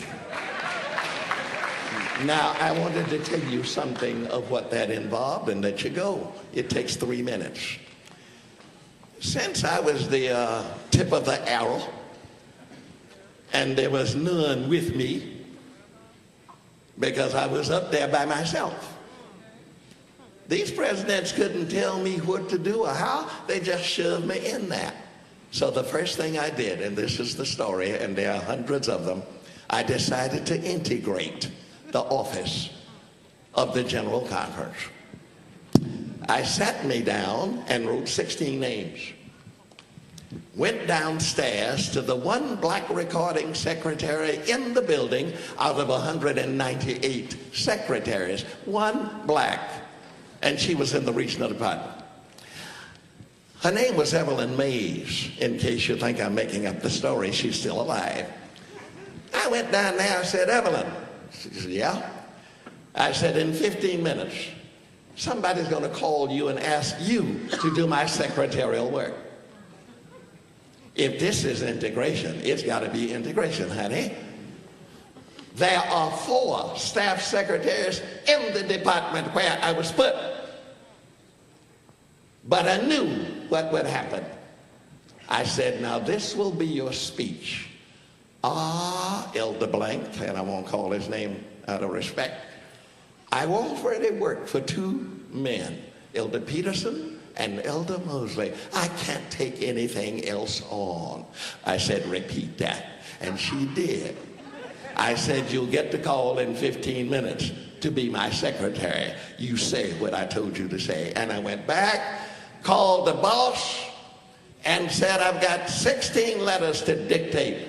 I hadn't dictated a letter in my life. I was a new dictator. I said, y'all don't know half the story, honey. Amen. So when I went back, I called the head of the department. I said, this is Earl, your new staff elected person. I need secretarial help.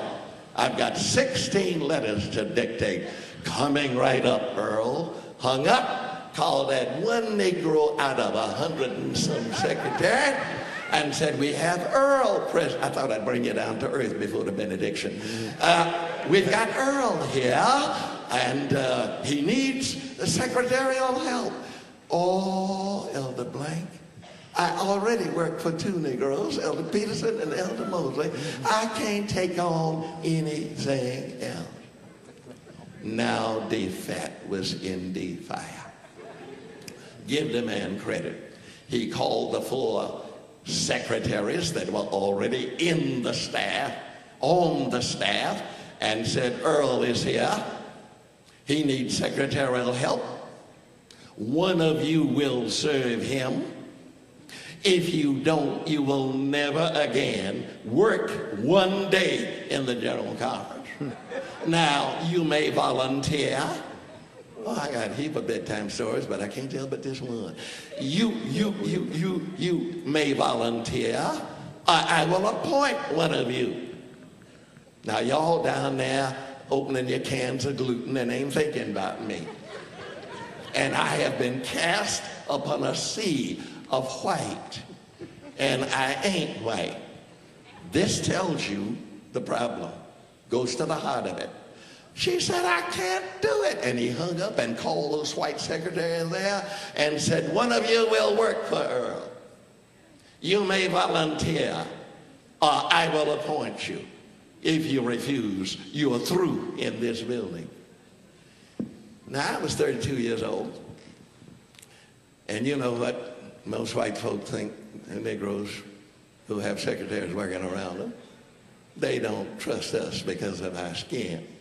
They didn't know that I was one of the most happily married men on the face of the earth, and married to a woman prettier than anything they had on the staff. You understand me? I thought you'd like this bedtime story to close this thing. So the little British girl, 27-year-old, said, I'll work for Elder Cleveland. Now that was like Chicken Little, man. The sky was about to fall in. Never in the history of Adventism had a black man a black man with a white boss. Not in the earth. And I'm sitting in there making my way. In conclusion, let me tell you what happened. The next morning, he appeared at my office. By the way, the windows were cloudy in those days. You couldn't stand out in the hall and look in there and see what's going on in the office. I had him over the barrel, boy.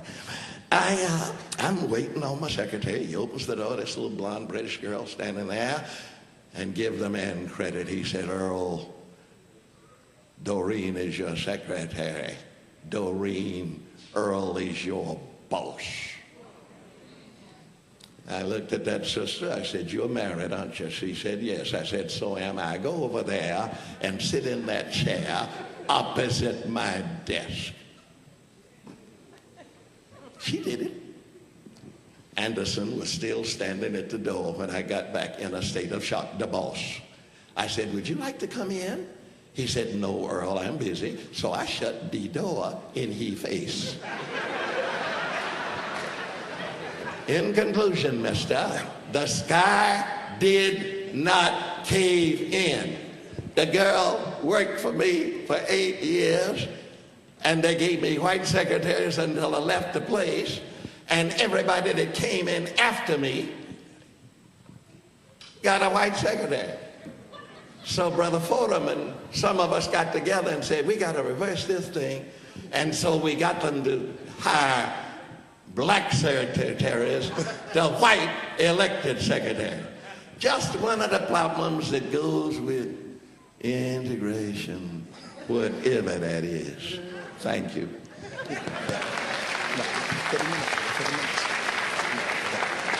Well, we've taken the folks through all this. What lies next, Ella Brooks? The finishing of the work.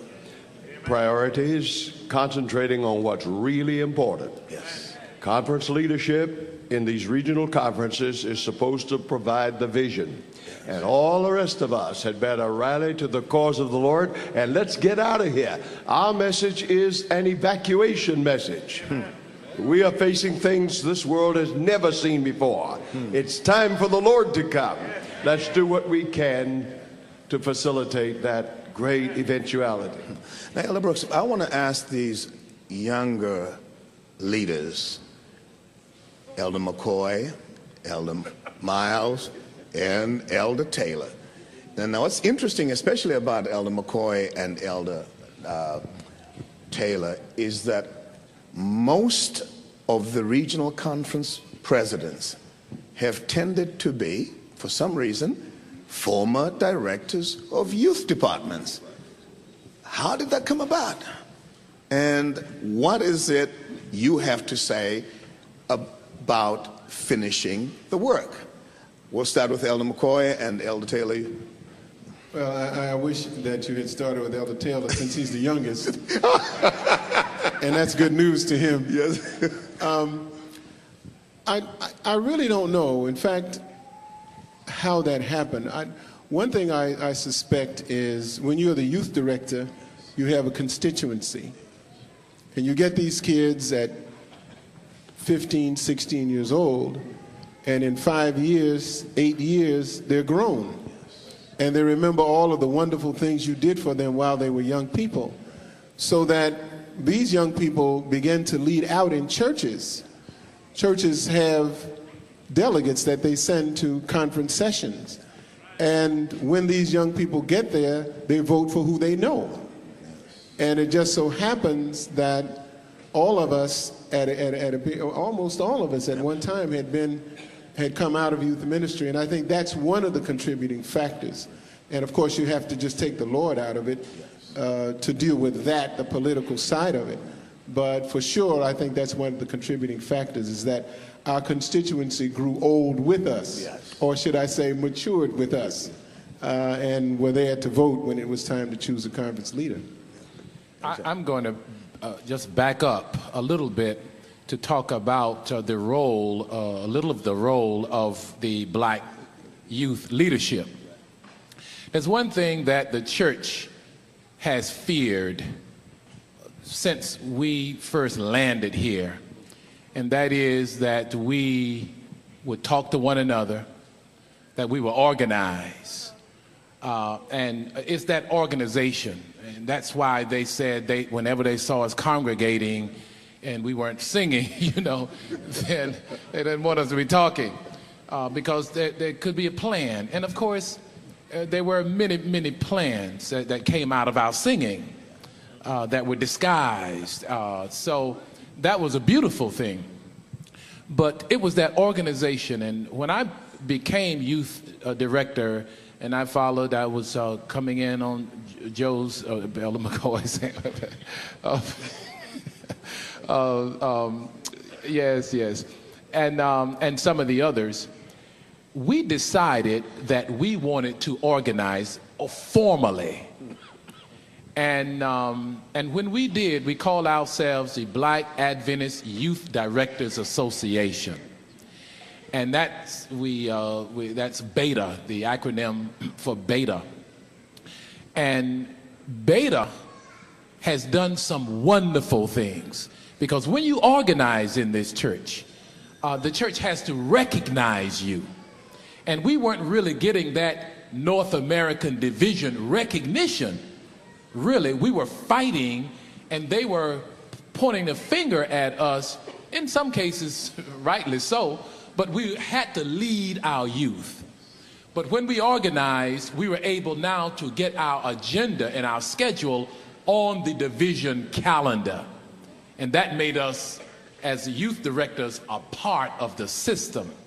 And I might just say here right now that the youth federations, way back in the 60s, when the other side of the house began to change and make AY meetings or MV meetings at that time on Friday nights, you know, we were buffeted by that, because when they changed the time for the sun to go down for these long afternoons, then, you know, we knew we wouldn't have much to, you know, any control over our young people when the sun set at 8 o'clock and 8:30, and you know, you were not having AY on Sabbath afternoon. So we kept the AY system going on Sabbath afternoon, and it helped to keep our young people together.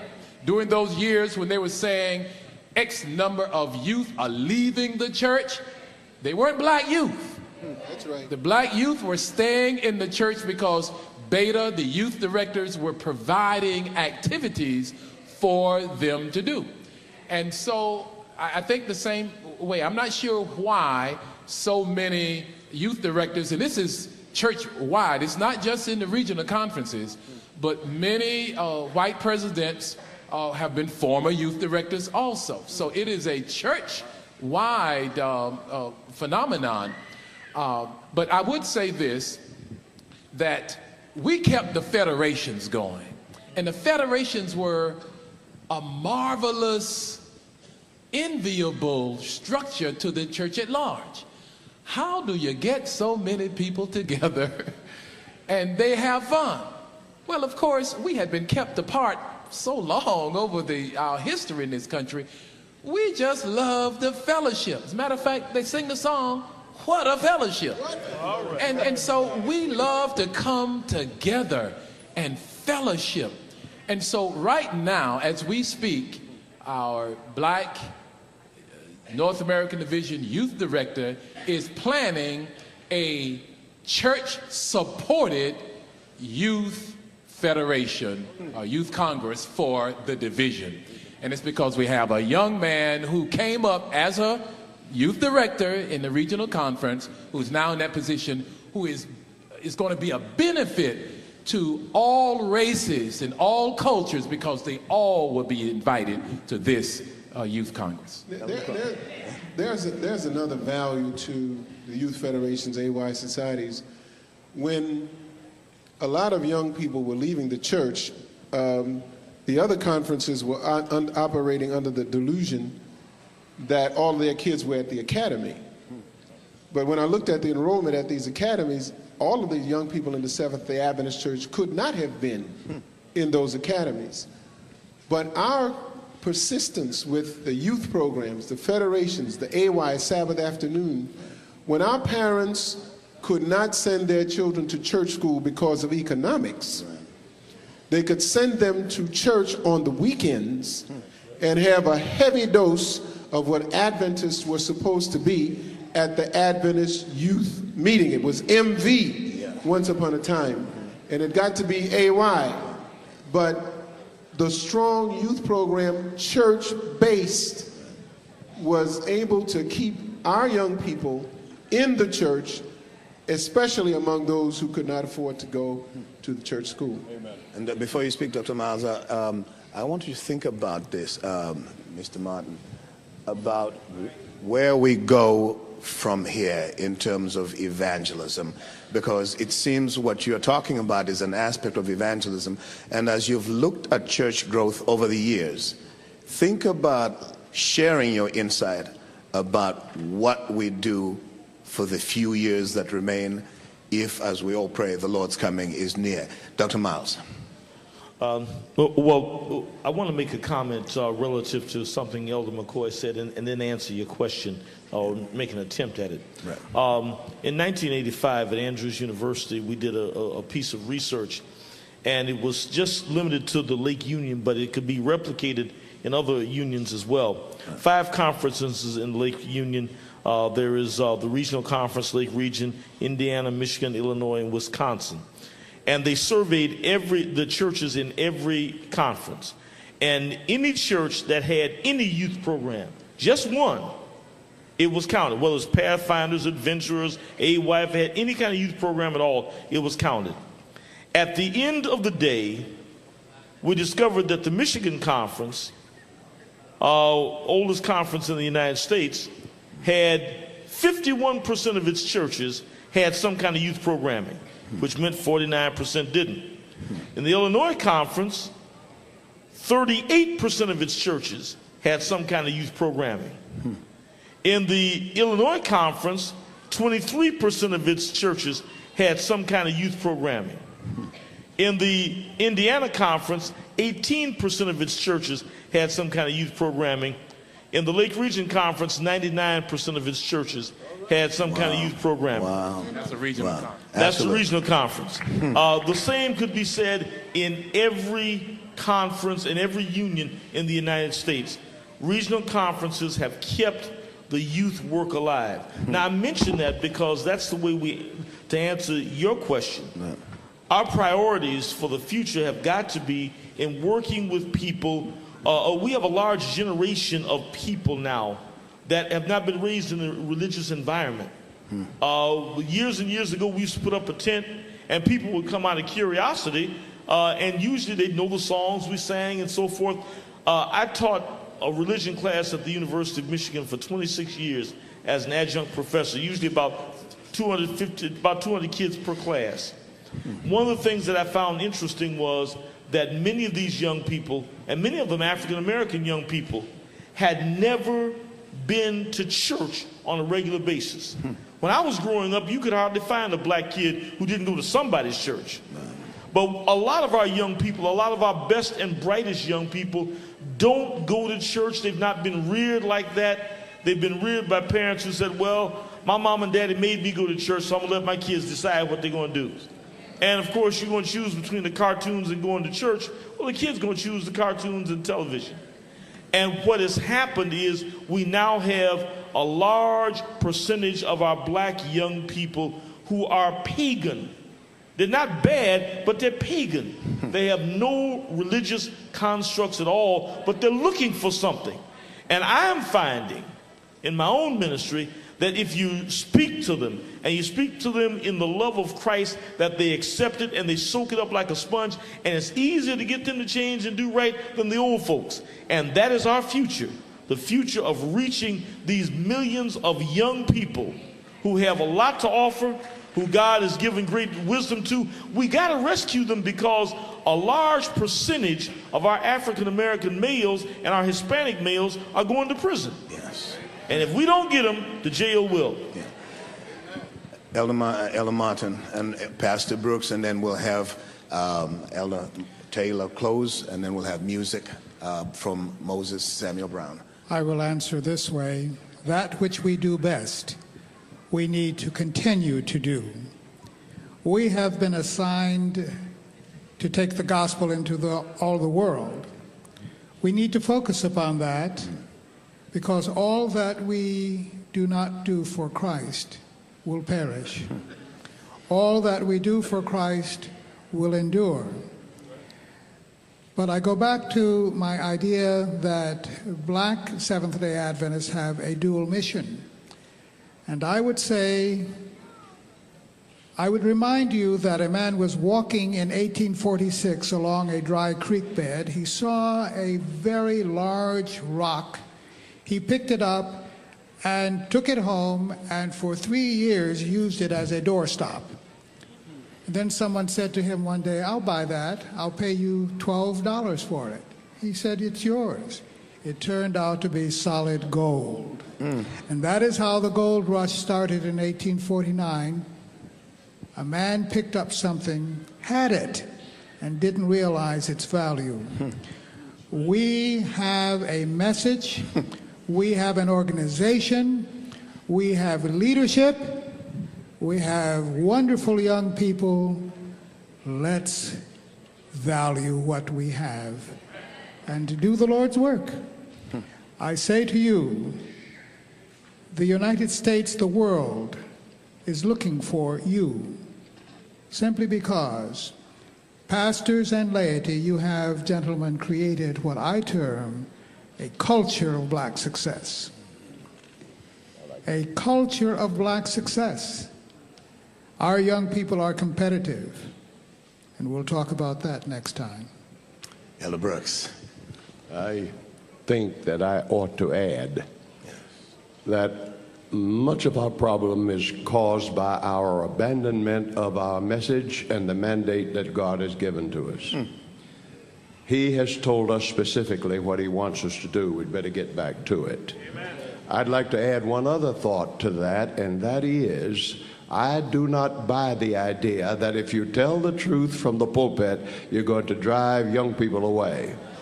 I have pastored large churches. I have pastored young people. My young people came on Wednesday nights. Amen. They did everything the grown-ups did. Amen. And when we got ready for the long campaign in the middle of the summer, I used to tell my church, we are going to have a moratorium on socials and picnics and all that sort of thing. And our young people took part in that. You're talking about audacity. I used to tell my folks, I don't even want you to die during this campaign. You know what? They didn't die. And when we had prayer meeting, the young people were there, and they passed out the handbills, and they brought people to Christ. We'd better rediscover what our business is and involve everybody in it, and let's get the work finished. Before you give us, I just want to let you know that we got Moses Brown and Gail Murphy, who has waited patiently to sing us out. And Dr. Cleveland promises me that he has 2 minutes, and that if not, we will do something to the microphone. Go ahead. I won't tempt you to do that and sin. Let me tell you people something. When I came through North Carolina, all the Carolinas, the youth of my church were my primary interests. I had them on the radio. Charles Brooks used to sing in my radio choir, and young people hung around the church like bees, like flies hung around honey. I could not let this thing close without you knowing that young people and I have been together a long time. It is a key to some of these elections. These men that give so much attention to young people reap the reward at election time. I believe